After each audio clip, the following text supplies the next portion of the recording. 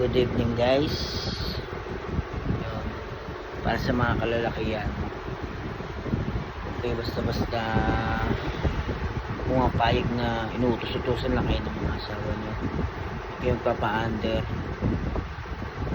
Tayo mga lalaki dapat tayo magtapang. Ito yung payong kaibigan lamang, no?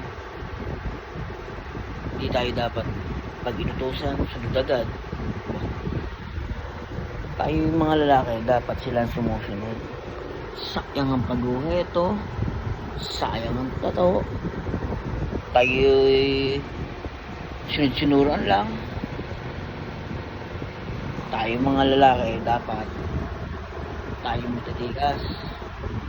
Kaya pag sinabing mag-alaga tayo ng mga anak, dapat mag-alaga tayo. Wala kasi tayo magagawa eh. Kasi tayo mabugbog, mag-alaga na lang tayo. Hanggang doon na lang, tol.